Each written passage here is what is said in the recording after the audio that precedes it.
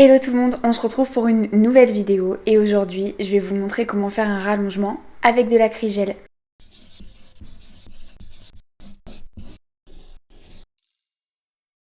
Alors vous le savez, d'habitude je fais mes rallongements avec du gel. Mais des fois, il y a besoin de faire de l'acrygel. Par exemple, s'il y a un besoin particulier sur les ongles de la cliente, s'ils sont fragilisés. En fait, après on fait un petit peu du cas par cas. Le rallongement au chablon, c'est vraiment du sur-mesure. Donc le gel que l'on utilise dépend réellement des ongles de la cliente. Dans ce cas précis, dans la vidéo d'aujourd'hui, la cliente avait vraiment les ongles très fragilisés. Ils avaient pas du tout la même forme, on voyait qu'ils étaient rouges, ils étaient vraiment très mous, très cassants, enfin rien n'allait. J'ai préféré lui faire de l'acrygel pour vraiment réparer tout ça, mais ne pas trop apporter de lourdeur sur ses ongles. Et je trouve que pour le coup, l'acrygel répond plus à ce besoin parce que je le trouve beaucoup plus léger. L'idée, c'était de rallonger, mais surtout de renforcer les ongles de la cliente, histoire que quand ça repoussera, ses ongles aillent mieux et qu'ils reprennent leur santé. Pensez à vous abonner et à activer la cloche si ce n'est pas déjà fait, et je vous laisse avec la vidéo.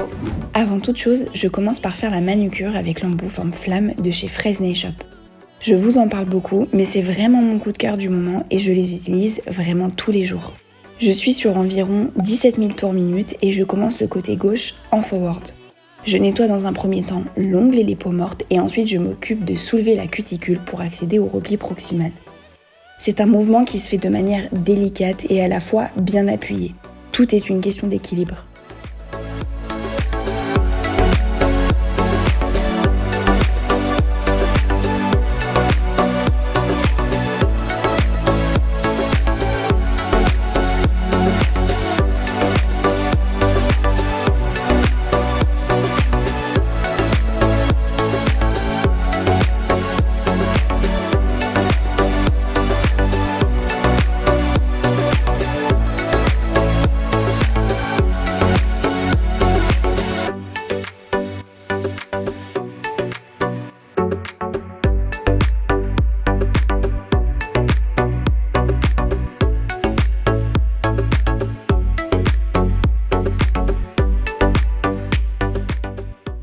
Une fois le côté gauche dégagé, je m'attelle maintenant au côté droit et cette fois-ci je me mets en reverse.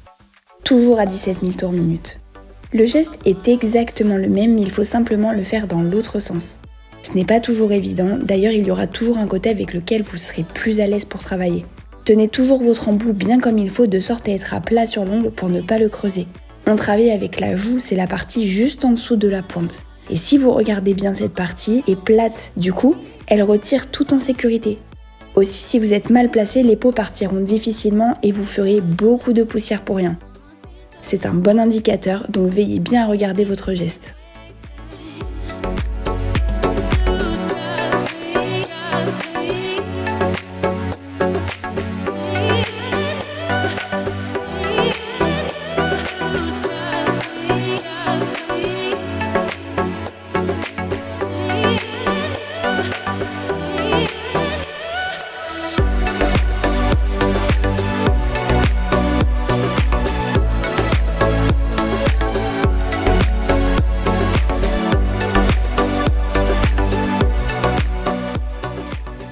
Maintenant que les cuticules sont soulevées, je dépoussière avec la brosse douce de chez Slovenkia. Elle a beaucoup de poils qui sont très fins, ça dépoussière extrêmement bien et ça respecte les peaux qui ont été sensibilisées par la manucure. Je prends maintenant les ciseaux Nippon Nippers de chez Fresnay Shop et je vais découper les peaux mortes. On coupe uniquement la partie blanchâtre. D'ailleurs, on fait de très petits mouvements pour couper car le risque est d'aller trop loin, trop vite et de couper la peau de la cliente. D'ailleurs, si ça vous arrive, pensez à avoir dans vos tiroirs le gel hémostatique de chez Slovenkia par exemple, mais il en existe aussi plein d'autres. Ça permet de couper immédiatement le saignement et ça protège votre bobo. Comme ça, vous pouvez continuer votre travail en toute tranquillité et en toute sécurité.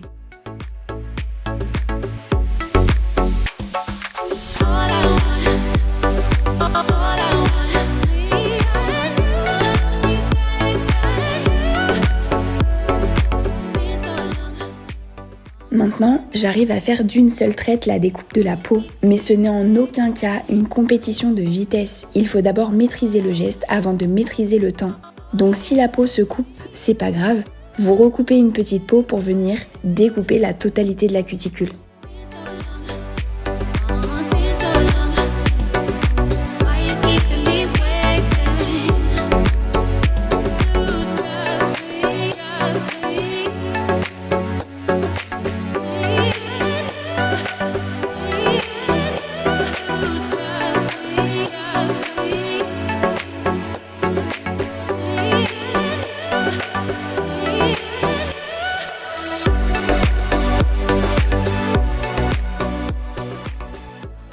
Avec l'embout flamme que j'ai utilisé depuis le début, je vais venir lisser le tour de son ongle. Il y a des petites peaux sèches qui sont autour et ce n'est pas très esthétique. Je vais donc venir les gommer et pour faire ce geste, je me mets à environ 12 000 tours minute.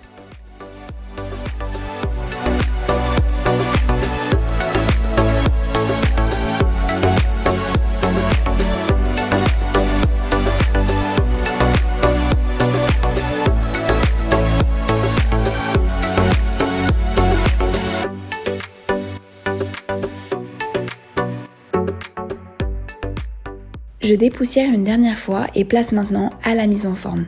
Il se trouve que ma cliente avait les ongles vraiment très fragilisés, ils se sont cassés très courts aussi. Sachant que l'on va faire un rallongement, l'idée c'est simplement d'égaliser afin d'avoir une forme homogène pour faciliter la pose du chablon. Et surtout, on enlève bien les angles s'il y en a.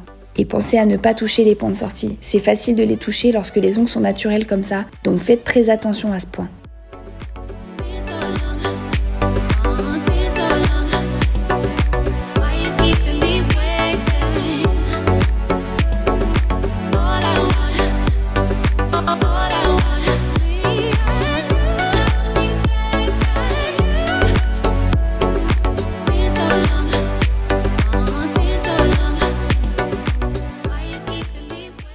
Je vais maintenant matifier la plaque de l'ongle avec un embout emery à grains doux de chez Fresnay Shop.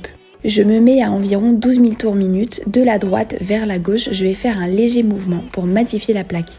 On ne passe pas 10 fois au même endroit, sinon on risquerait d'abîmer l'ongle. On passe une fois et quand tout est mat, on passe à l'autre doigt. Aussi, soyez délicat vers les cuticules. Souvent, on a peur d'être dessus et de faire mal alors qu'on est loin. Mais regardez bien votre geste pour aller le plus loin possible en toute sécurité.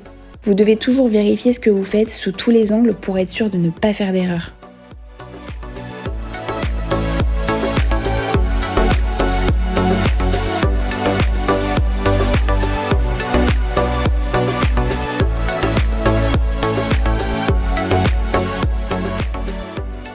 Maintenant, c'est le moment satisfaisant et pour ça, je vais prendre un pinceau que j'imbibe de cleaner. Je viens comme nettoyer grossièrement sous la cuticule pour enlever les dernières poussières et les couches de gras éventuelles. Vous le voyez, c'est très bref, c'est pas une étape sur laquelle on s'attarde, c'est très vite fait. J'imbibe un pad de cleaner et je dégraisse la surface de l'ongle bien comme il faut en insistant pour être sûr de tout éliminer.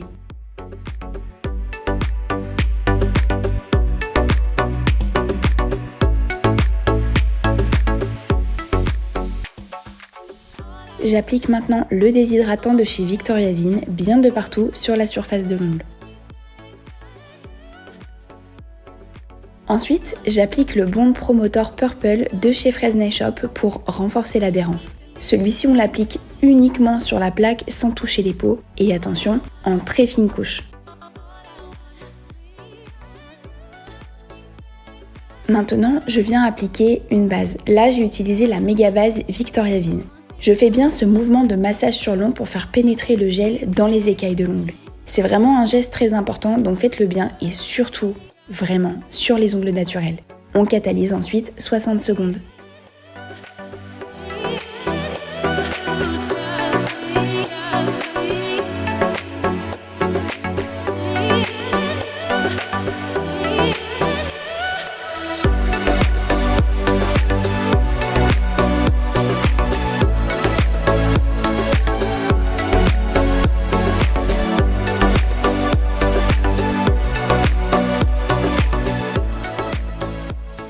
Je place le chablon. Ceux-là, ce sont des Victoria Vin. D'ailleurs, très pratique cette forme, je vous la recommande vivement. Je le place bien droit sans trop recoller les petites ailes par-dessous et ensuite avec des ciseaux, je fais une découpe au niveau des points de sortie pour que le chablon s'ajuste parfaitement. Le chablon bien posé, je peux désormais le pincher avec mes doigts.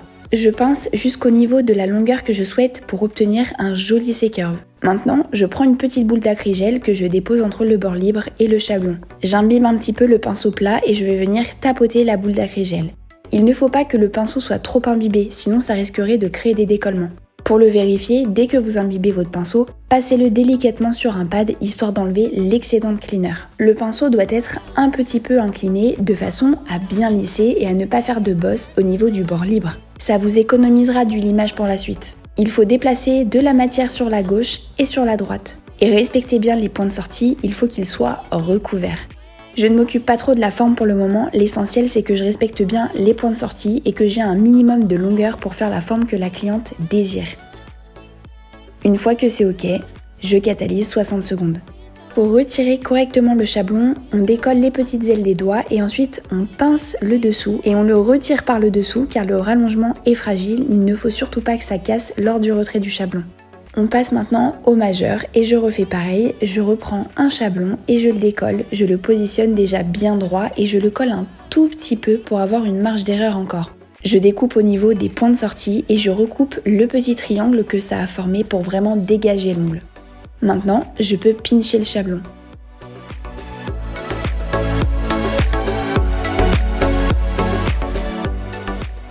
J'applique ensuite la boule d'acrygel, j'imbibe un petit peu le pinceau et je viens étaler la boule de gel au niveau du bord libre. Lorsque ça commence à coller un petit peu, qu'on n'arrive plus à déplacer le gel, on réimbibe le pinceau. Aplatissez bien l'acrygel, ça économisera vraiment le limage par la suite. Et ce sera beaucoup plus élégant.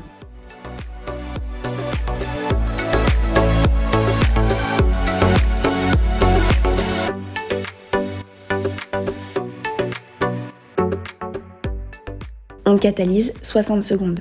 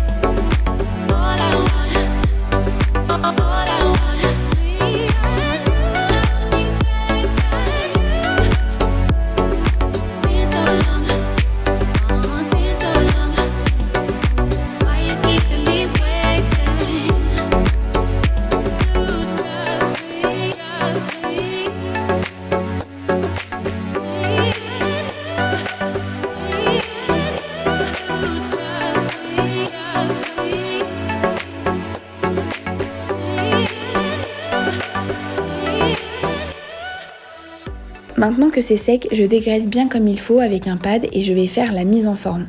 Je prends la lime purple et je vais venir raccourcir légèrement la longueur. Je mets aussi un coup de lime sur les parallèles pour les mettre bien droites. Je mets les doigts de ma cliente face à moi et je vérifie la longueur et ensuite je remets la main droite. J'arrondis les angles très légèrement, vous voyez. Ensuite, pour désépaissir plus rapidement, je reprends le même embout emery que pour matifier. Je fais bien attention de ne pas toucher l'ongle naturel et je désépaissis uniquement au niveau du bord libre et sur les côtés. D'ailleurs, n'insistez pas trop sur le bord libre parce que sinon, vous risqueriez de faire un ongle crochu. Je continue la même chose sur les autres doigts. On raccourcit dans un premier temps pour égaliser les longueurs. Ensuite, on affine les parallèles et en même temps, je regarde bien sur le côté pour respecter les points de sortie. Maintenant, place à l'embout emery. Ça facilite vraiment la vie et c'est un vrai gain de temps.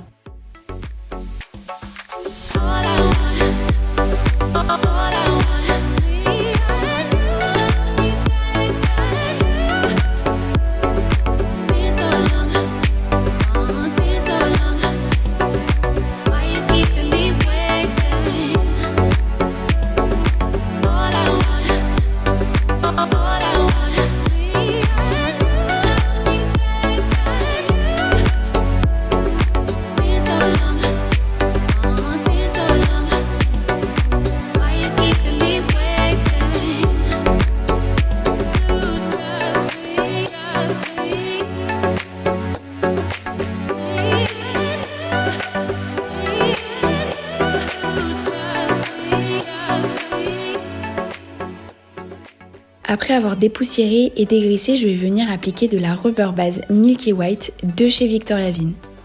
D'ailleurs, je ne vous ai pas précisé, j'ai utilisé l'acrygel pour les rallongements parce que la cliente avait vraiment les ongles fragilisés et mous, ça permet de les renforcer. Après avoir créé la couche de lissage ou la patinoire, je prends le pinceau liner et je vais bien au niveau des cuticules et des sillons. Je fais ça parce que je n'appliquerai pas de couleur par la suite, donc il faut bien que je sois sous la cuticule.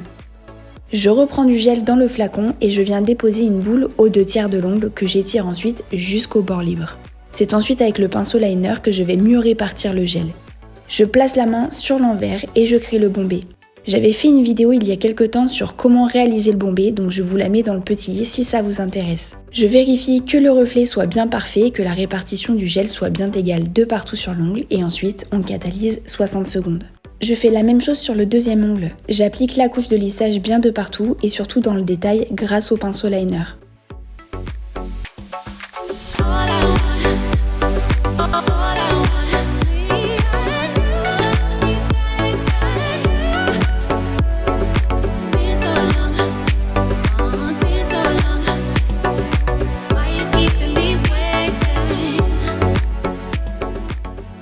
C'est ensuite que je dépose une boule de gel que j'étire ensuite en caressant l'ongle pour ne pas retirer le gel que je viens déposer justement. On place sur l'envers et on fait notre bombé.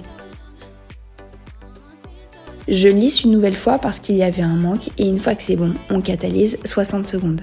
L'avantage de l'acrygel teinté sous cette rubber base teintée, c'est que ça donne un effet hyper couvrant. C'est vraiment pratique pour avoir un résultat naturel sur justement des ongles naturels et en plus qui étaient rouges à cause des fragilités.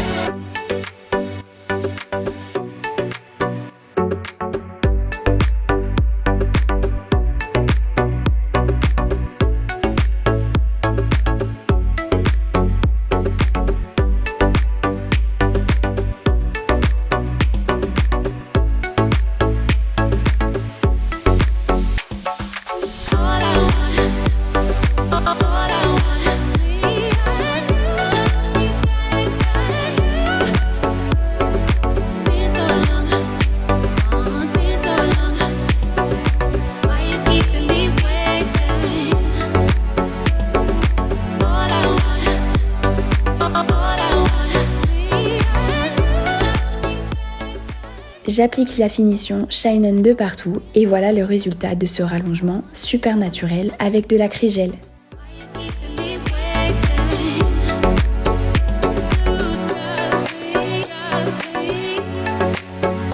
Cette vidéo est maintenant terminée et j'espère qu'elle va vous permettre de réaliser de super rallongements. N'hésitez pas à m'identifier dans vos réalisations, que ce soit en story ou en publication, je me ferai vraiment un plaisir de revoir vos posts et d'y répondre. Et on se retrouve plus tard pour une nouvelle vidéo.